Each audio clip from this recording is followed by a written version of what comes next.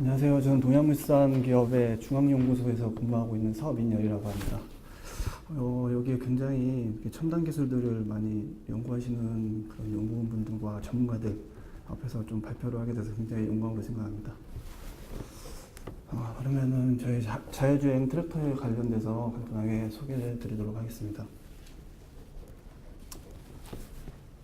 소개에 앞서 저희 회사 소개만 잠깐 하고 넘어가도록 하겠습니다.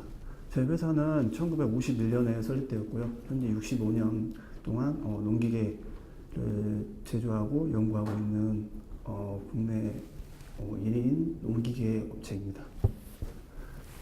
현재 본사는 서울에 있고요. 공장은 익산에서 지금 익산에 위치하고 있으며 연간 트랙터는 15,000대, 콤바인 5,000대, 그리고 이항기 5,000대를 판매 및 생산을 하고 있습니다. 연구소는 용인에서 있다가 2008년도에 공주로 이전을 하고 있고요. 지금도 연구가 굉장히 활발하게 이루어지고 있습니다. 저희 회사 제품인데요. 트랙터는 20마력대에서 145마력대, 145마력은 아시아에서 최초로 개발한 그런 트랙터고요. 이렇게 쭉 라인업이 구성되어 있습니다. 콤바인은 4조, 5조, 6조가 이루어졌고요. 그 외에 이항기, 전동 운반차, 각각의 작업기들을 개발, 생산하고 있습니다. 여기서 설명드리기 전에 먼저 한 가지를 아셔야 되는 부분은요. 자율주행 트랙터라는 거는 저희가 큰 바운더리의 하나의 요소일 뿐입니다. 즉 다시 말해서 정밀농업을 하기 위한 하나의 요소일 뿐이라는 건데요. 그래서 먼저 그 정밀농업에 대해서 간략하게 소개를 드린 다음에 자율주행 트랙터가 어떤 건지, 어떤 기술이 들어간 건지에 대해서 설명을 하도록 하겠습니다. 정밀농업은 다음과 같은 그런 네 가지의 이제 프로세스로 진행하게 되는데요. 첫 번째는 분석입니다. 토양이라든가 수확량, 그리고 생육 상태들에 대한 데이터를 분석을 하게 되고요. 그 분석을 통해서 그 작업기들을 어떤 형태로 그리고 어떻게 작업을 할지를 계획을 한 다음에 그 계획에 따라서 별량 시비, 파종, 그리고 정밀 방제 등을 하게 됩니다. 그렇게 이루어진 다음에는 최종적으로 수확을 하고 그 수확량에 대한 수확량 및 그 수확품에 대한 품질을 모니터링하게 됩니다. 이러한 일련의 프로세스가 좀 순차적으로 계속 반복되는 게 이제 정밀농업이 됩니다. 정밀농업의 장점은 일단은 품질이라든가 이런 부분이 굉장히 균일하게 나오기 때문에 생산성과 효율성이 굉장히 높기 때문에 앞으로 반드시 이루어져야 할 그러한 부분이라고 생각합니다.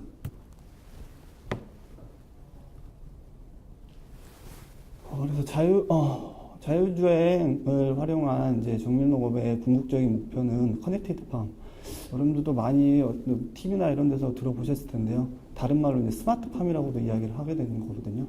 그래서 이거에 대해서 간략하게 설명을 하게 되면 일단은 서버에서 각각의 작업기, 예를 들면 트랙터, 콤바인 등이 작업을 하는 동안 얻을 수 있는 정보들을 서버에서 수합을 하게 되고요. 그 서버에서는 이제 얻게 된 정보를 가지고 각각의 트랙터, 콤바인들이 어떻게 작업을 해야 될지 그러한 계획을 각각의 트랙터, 콤바인에 전달을 하게 됩니다.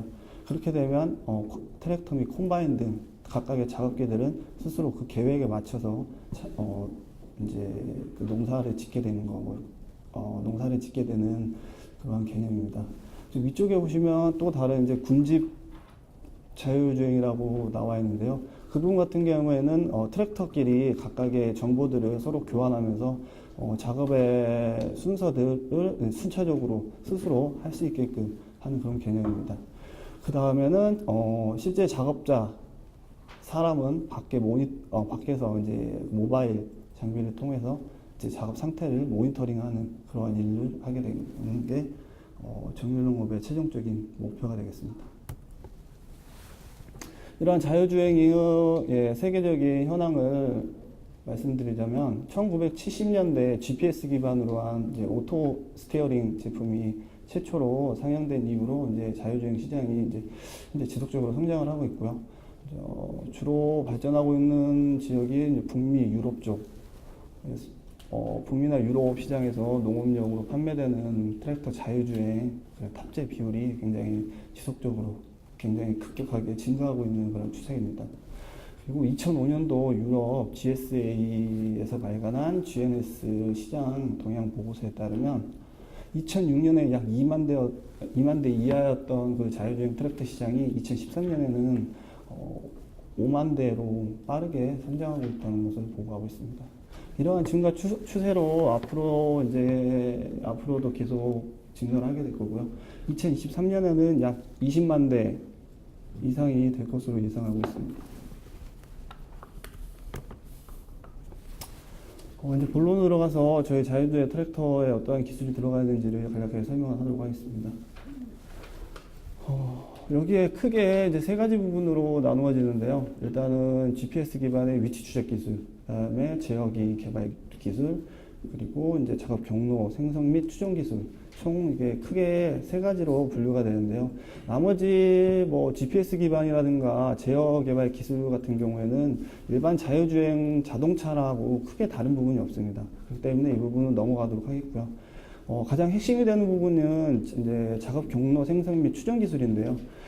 이 트랙터라는 거는 자동차와 다르게 주행의 목적이 아니라 작업을 해야 되는 목적이기 때문에 작업을 어떠한 경로로 작업을 어떻게 경로를 짜야 가장 최적화되는 경로를 만들 수 있을지 그거를 트랙터 스스로 밭에 대한 면적이라든가 형태가 주어지면 스스로 판단을 하고 그 경로를 만들어내게 하는 그런 기술입니다.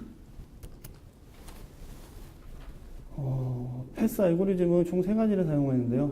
패스 제너레이션 알고리즘, 로케드, 그리고 동영상 시뮬레이션으로 만들어낸 알고리즘이 되겠고요. 알고리즘에 대해서는 넘어가도록 하겠습니다. 그렇게 만들어진 이제 경로 생성 프로그램은 최단 시간에 최소의 주행으로 미경지를 최소화하여 이제 작업 경로를 생성하는 알고리즘인데요. 이 말은 무슨 말이냐면 일단은 작업을 빨리 해야겠죠. 작업을 빨리 해야 되고 미경지란 말은 트랙터가 만약에 어떤 뭐 파종이나 이식을 하게 되면 그 간격을 최소화를 하게 되고 그 간격을 최소화함으로써 한정된 지역에서 굉장히 많은 그런 수확량을 만들어내게끔 하는 그런 작업 경로를 생성한 알고리즘을 말합니다. 생성된 경로는 이제 작업기, 농업용 작업기가 운전이 가능해야 되고 정형화된 그러한 포장지에서만 현재 가능합니다. 그래도 저희 나라가 지금 그래도 경작지가 대부분 다 잘 되어 있는 편이라서요. 그렇게 되고, 그 다음에 이제 경로 추정 제어 같은 경우에는 생성된 작업 경로를 작업기에 작업을 감안하여 추정하도록 하는 거고요. 이때는 이제 토양의 슬립, 자동차와 다르게 트랙터 같은 경우에는 이제 논이나 밭에 들어가기 때문에 타이어에서 슬립이 굉장히 많이 일어납니다. 그런 부분을 어떻게 제어를 할지 그런 거를 말하게 되고요. 차량의 성능 그리고 경로를 이탁했을 때 어떻게 트랙터를 제어를 해야 될지 그런 부분들이 들어가게 됐고요. 또 저희 트랙터 같은 경우에는 GPS를 기반으로 하기 때문에 GPS 수신 상태가 불량하게 됐을 때 또 경로를 이탈하는 그러한 문제점이 발생을 하게 되겠죠. 그런 문제점을 어떻게 보완을 하게 될지 그러한 부분들이 들어가 있는 상태입니다. 이렇게 만들어진 저희 자율주행 트랙터 제원인데요. 엔진 부분은 4기통 터보 엔진이 들어가 있고요. 마력은 63kW, 80마력대의 트랙터입니다. 자율주행 같은 경우에는 작업 성능 반경이 약 3.5m고요. 조향 반응이 0.5초, 정지 위치 오차가 2cm 정도 나게 됩니다. 작업 주행 오차는 15cm가 나고요. 목표 도달 오차가 25cm가 됩니다. 자, 이렇게 개발한 트랙터를 가지고 여러 가지 막 전시회도 가고 했었는데요. 작년 같은 경우에는 총 3군데에 국내에서 전시회가 이루어졌습니다. 현재로서는 각각의 언론들이라든가 이런 곳에서 취재 요청이 들어오고 있는 상태고요. 보이시는 그림의 우측 최상단에 있는 부분이 저희가 이제 연구용으로 전시한 트랙터고요. 나머지 두 개는 내년 말에나 내년에 쯤에 양산부대입니다. 이렇게 자율주행 트랙터를 개발 생산했을 때 기대 효과가 어떤 게 나타날지 간단하게 적어봤는데요.